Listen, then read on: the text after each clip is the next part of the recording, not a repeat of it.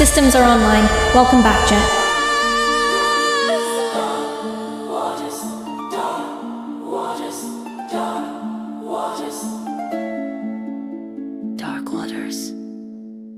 There you are, my beautiful people. Welcome back to another mysterious episode of mysterious footage on the internet today. Remember, for context, these videos are strictly for entertainment purposes only. Don't believe everything you hear or see on this video. They are just theories, not facts. With that being said, slap that like and subscribe button like it owes you money, and let's dive in. A tiger's roar is truly something you don't forget.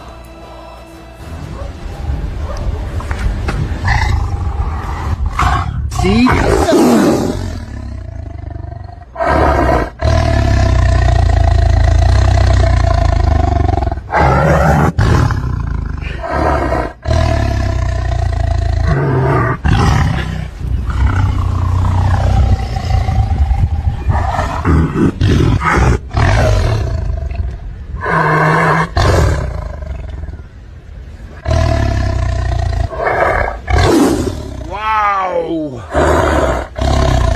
Again?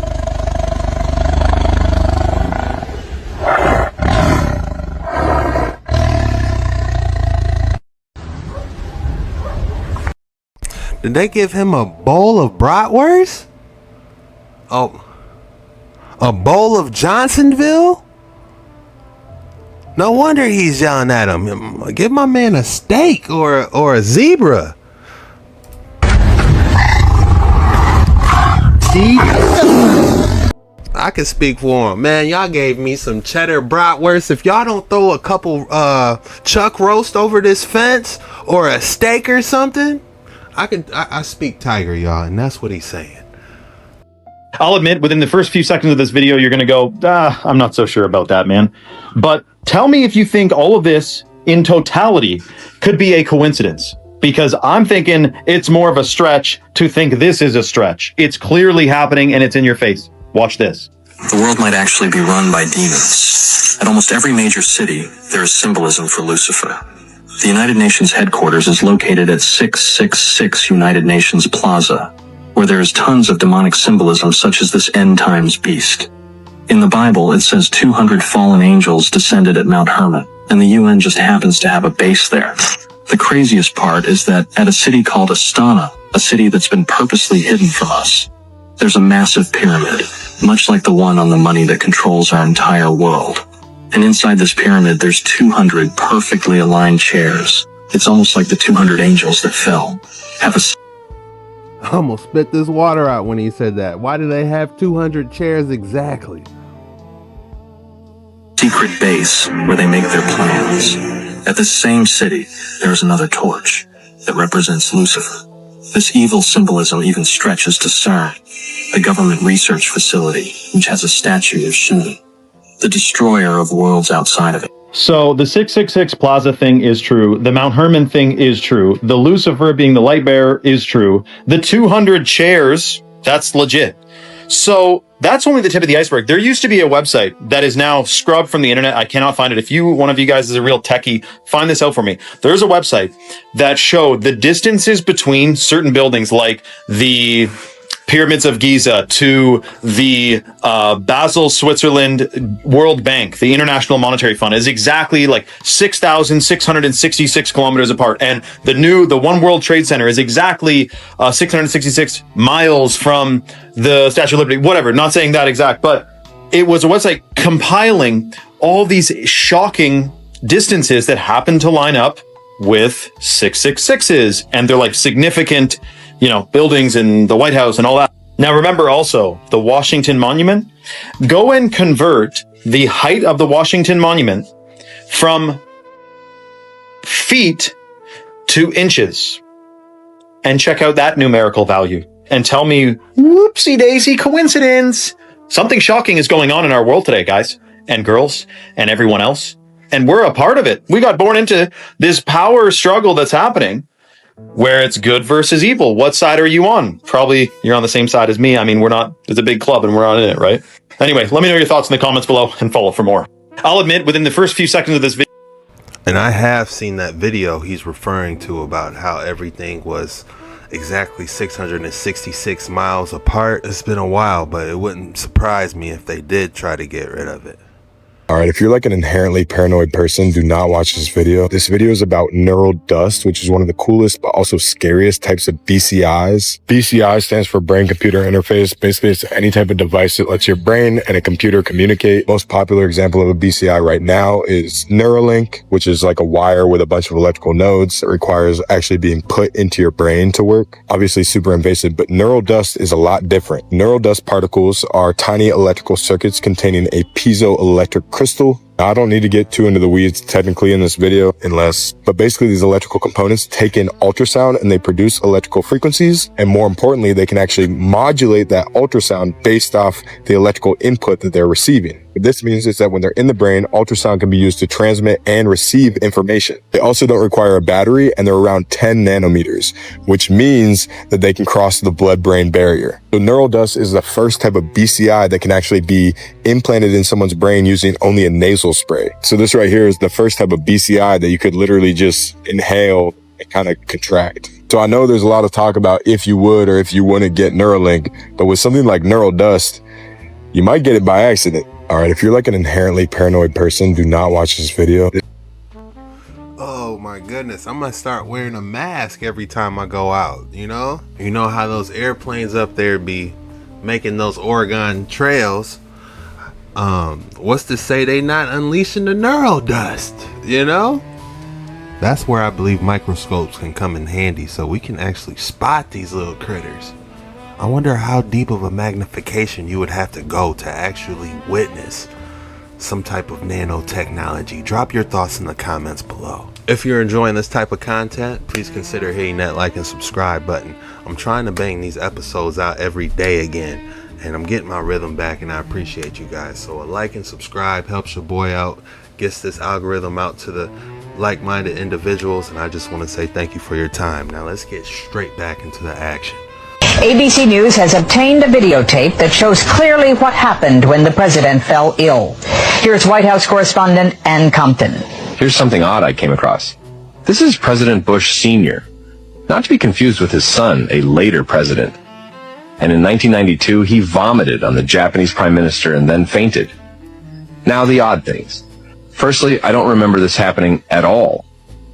What do you mean? That's not odd to begin with? But now there's all these clips on YouTube I'm just seeing.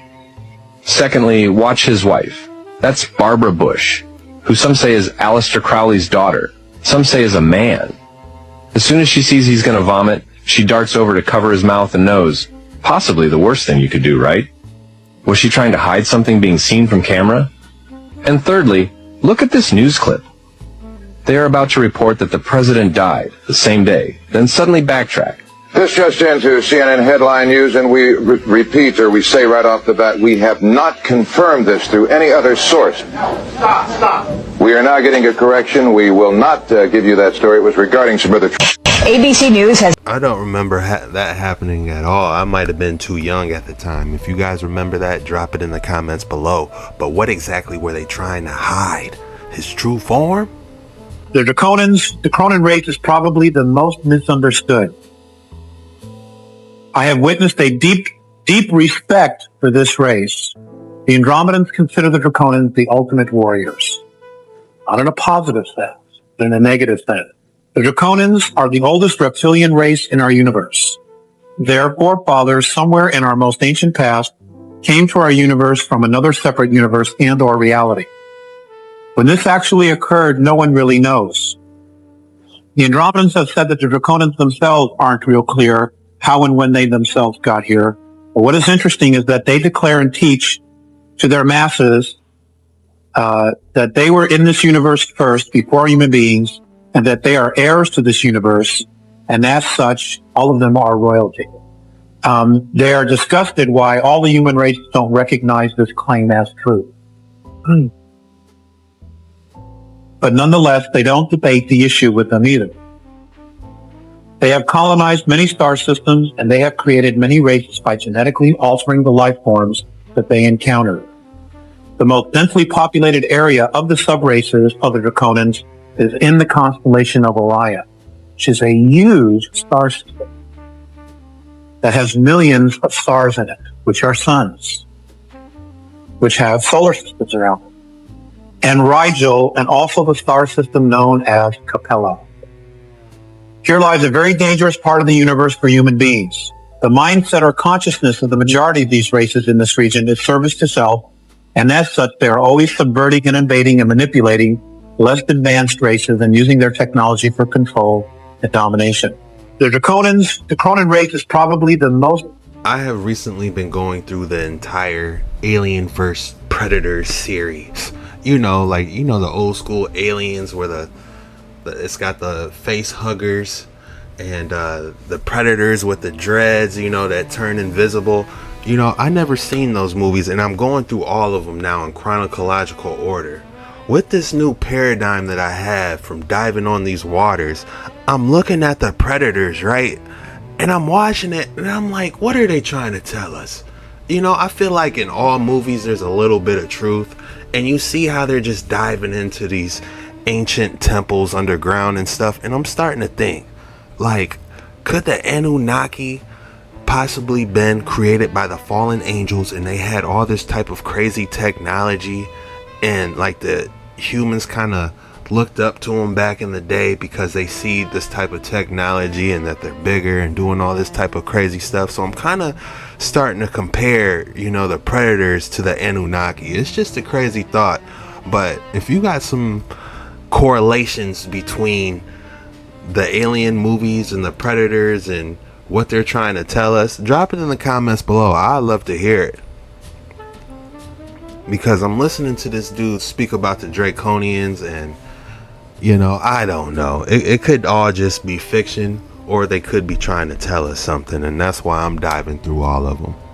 If I believe so, in chronological order, it goes The Prey, that just came out, where it was the Native Americans fighting the Predator, and then it goes to the first Predator with Arnold Schwarzenegger. Then it goes to Predator 2 with Donald Glover, or Danny Glover, and after that it goes to Alien vs. Predator, and they're just digging into all these ancient pyramids under the Antarctic, and I'm just like, there's got to be something I'm missing here. I think I'm on Alien vs. Predator Requiem now. Between that and Deadliest Catch, season 20, your boy has got some great stuff to watch. In 1957, Dr. Frank Stranges claimed to meet a man from this earth, but from Venus. His name is Valiant Thor, and he lived in the Pentagon for 3 years. Yeah, what was his name? You guys know who I'm talking about.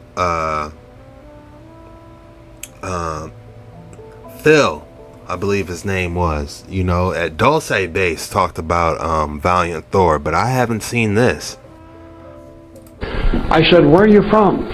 He said, I'm from your planet that your Bible calls the morning and the evening star. I said, Venus? He said, yes, the inside of Venus. I said, how did you get here? He said, I came in a saucer craft which is called Victor 1. I said, what is your name? He said, Commander Valiant Thor. He said, you call me Val. I said, thank you.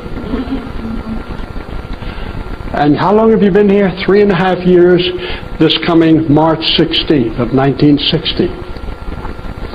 And what have you been doing here? He said, I've been conversing with the President of the United States, Dwight D. Eisenhower, and Mr. Nixon, who I met personally some years afterward, and several members of the Joint Chiefs of Staff.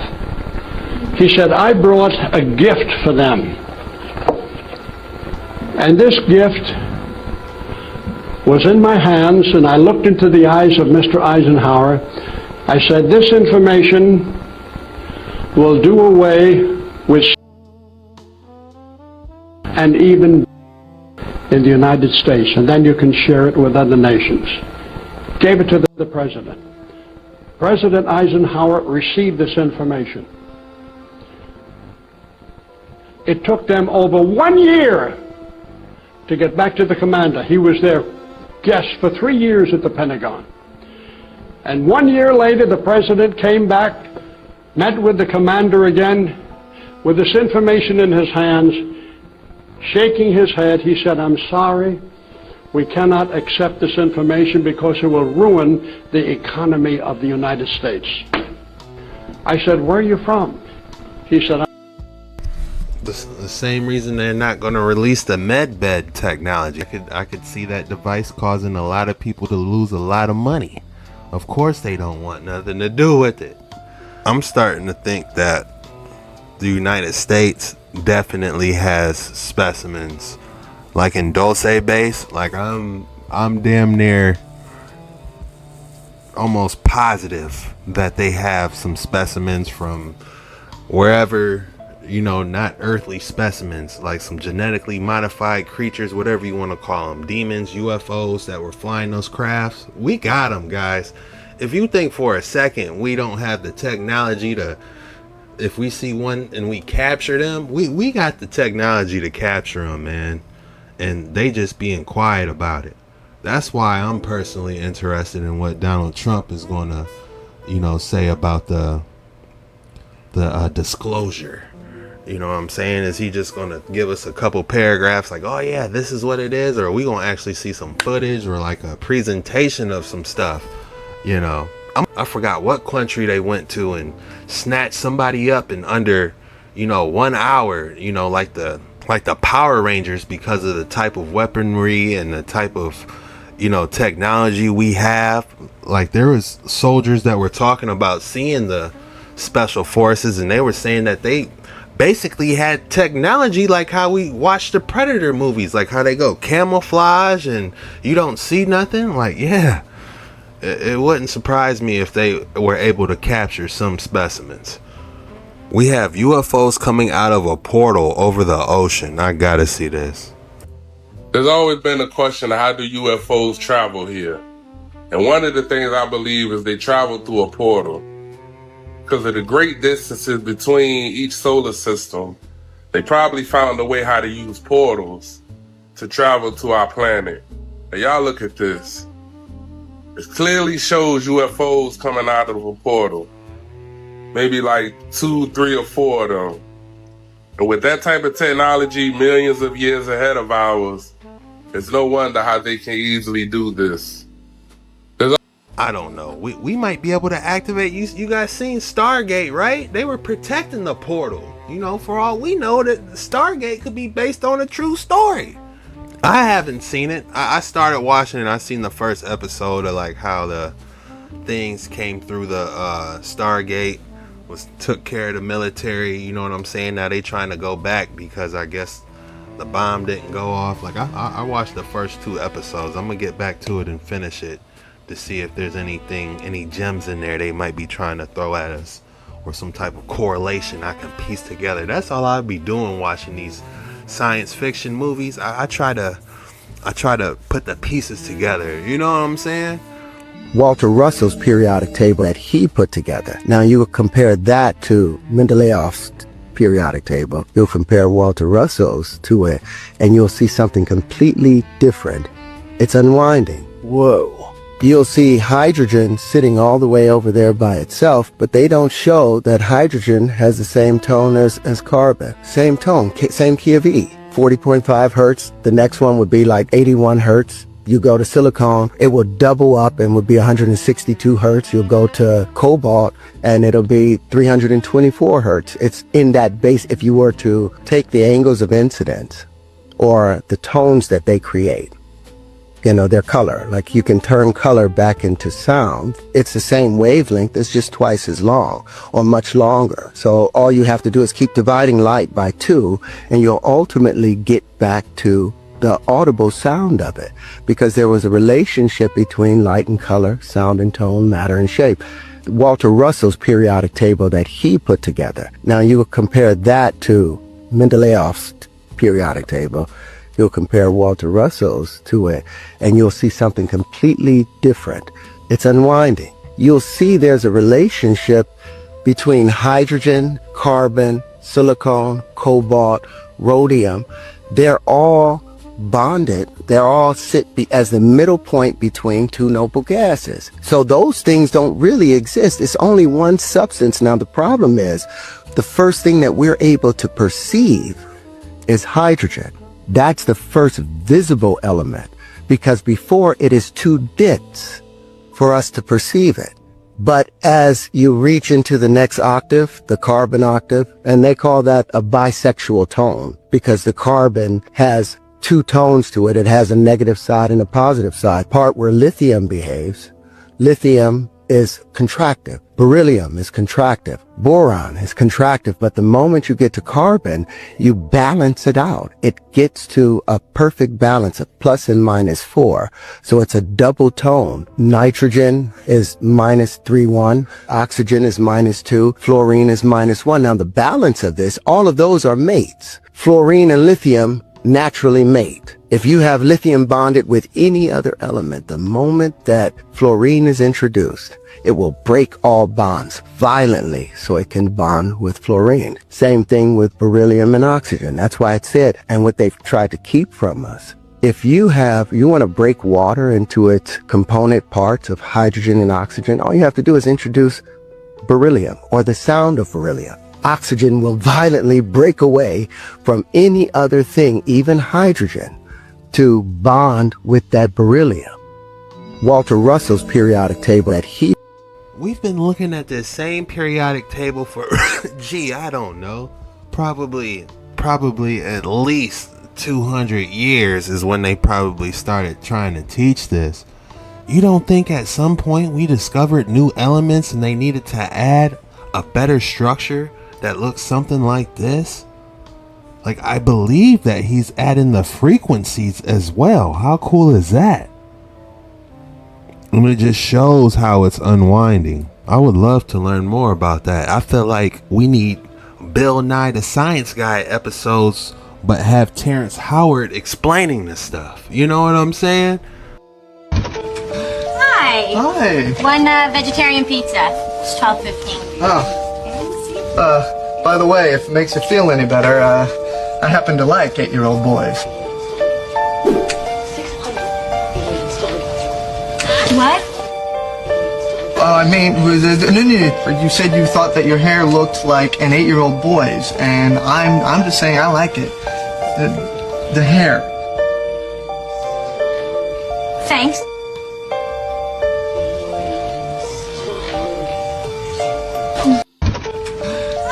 Hi. One. Guys, I never watched an episode of Friends in my life. I couldn't tell you if this was real or not, but if you remember this, drop it in the comments below.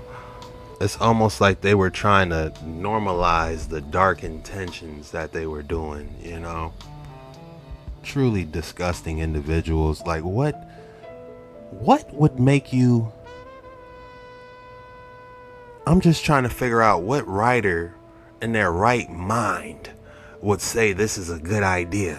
You know, imagine them writing a script for this episode and they're like, yeah, put this in there. Y'all couldn't think of nothing else? What type of evil agenda was y'all trying to do if that was real? I didn't prepare a speech, and I'm sorry, but I'm glad that I didn't, because I'm not going to do this like everybody else does it. And I'm going to use this opportunity the way that I want to use it. So what I want to say is, everybody out there that's watching, everybody that's watching this world is both. And you shouldn't model your life. Wait a second. You shouldn't model your life about what you think that we think is cool and what we're wearing and what we're saying and everything. Go with yourself. Go with yourself.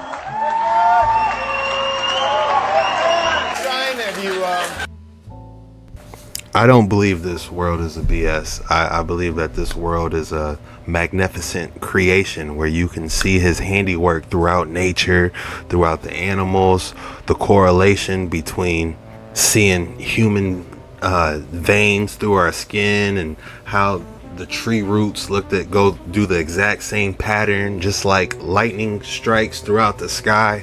You know, there's a lot of correlation going on in this world, and it's truly beautiful when you don't focus on the negative aspects of this world or what the news is trying to push on whoever, you know what I'm saying? But this world has a lot of beautiful in it, but there are evil agendas, if you will.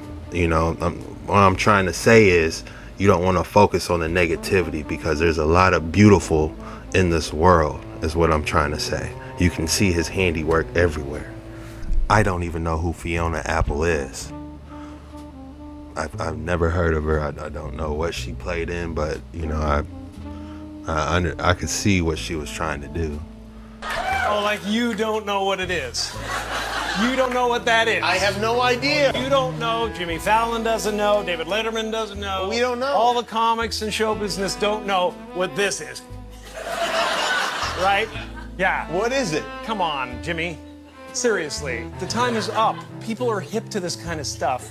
I'm here tonight to blow the lid off it, to be the whistleblower. I'm sick and tired of the secrets and the lies. It is the secret symbol of the Illuminati, and you're a part of it. I feel like people are dancing on our graves. On this segment, you could hear him laughing.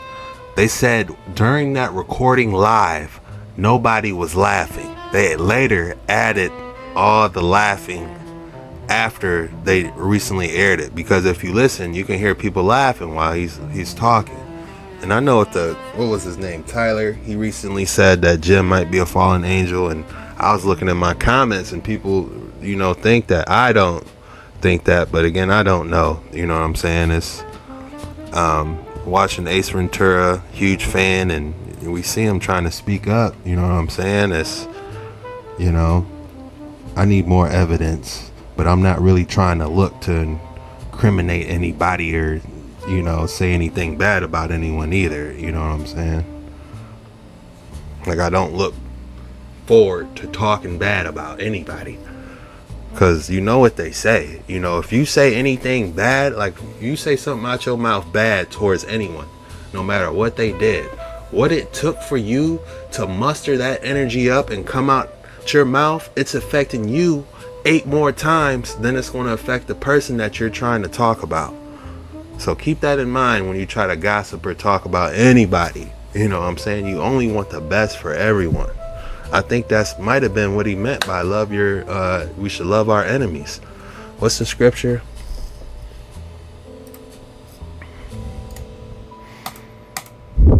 Love thy enemies. Let's see the context.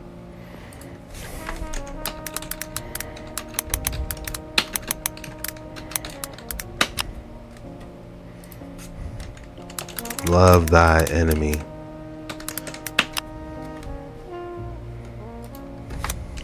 KJV. It's in Matthew 5:44. Let's do Matthew 5:44. Matthew 5:44. I just love saying that name, Matthew. I could be saying it wrong, but that's the Hebrew name for Matthew. Matthew. This is Matthew 5:44. Let's go to the KJV.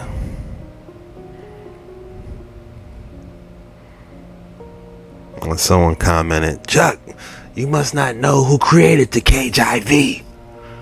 I know what they say. Oh, it's the same person that made that evil book as well. But the meat and potatoes are there, if you ask me. You don't know who King James is, Chuck. It's the meat and potatoes are there. The only way you're gonna know the truth 100% is if you can translate the Dead Sea Scrolls, and that's like, you gotta know Paleo Hebrew. You gotta know 3 different ancient languages just to decipher the stuff if you can read it, because it's been aged. You know, on the scrolls have been aged, so it's difficult to read. But I tell you, love your enemies and pray for those who persecute you. Damn, it says persecute. I wonder what my ISR says about Matthew 44. Matthew 5:44. This is from the ISR. You can download this for free. They got the PDF on their main website. Damn, I just turned to it my first time, but I didn't trust myself.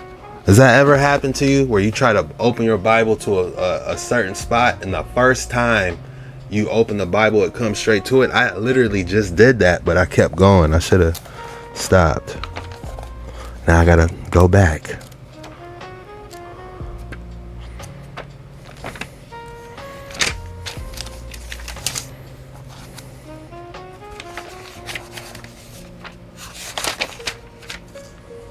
Acts, we're getting close. New Testament. Luke. Lucas was his Hebrew name, I guess. You got Luke. And then Lucas. There's the real name for Yahushua. Most people know him by Jesus.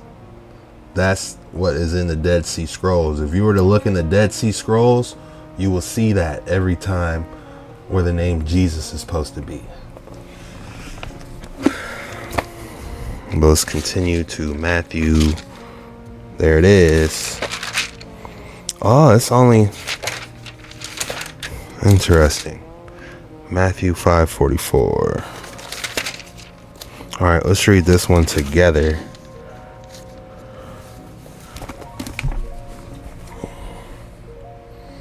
Uh,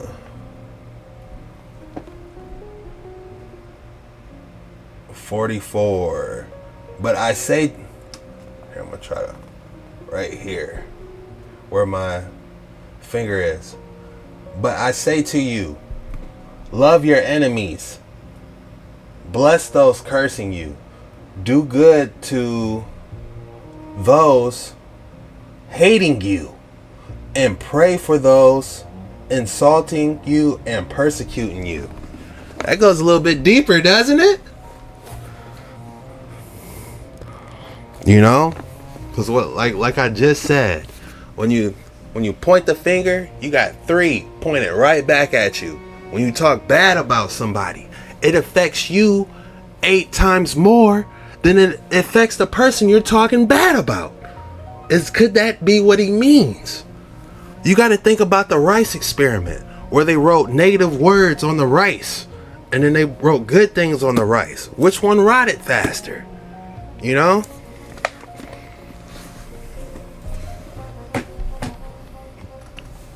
They say sticks and stones may break your bones, but words will never hurt me. That couldn't be so far from the truth. I'm mad I forgot to bless my water before drinking it.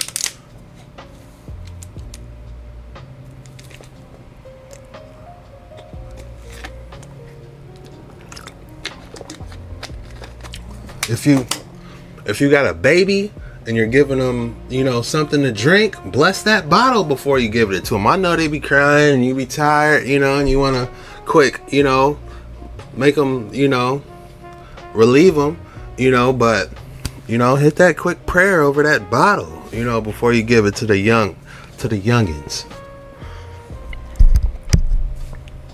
All right, guys, it's that time of the day again. If you thought I wasn't going to give you another excellent specimen today, think again. Hi, Joseph! Look at this. At first, when I saw this, I thought it was AI.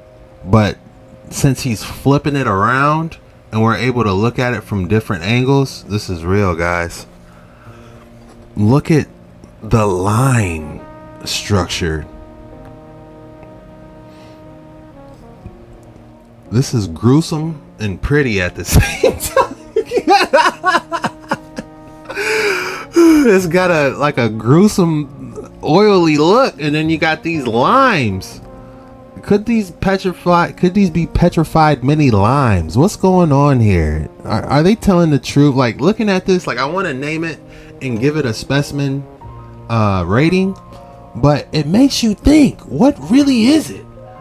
Is this really bacteria that's getting crystallized in a cave or a pocket, or was it something else? Because this looks just like miniature limes. You know what I'm saying? Almost, oh my goodness. Almost like the lime on like the brown spots. Damn, don't they know I'm recording? Who calls me?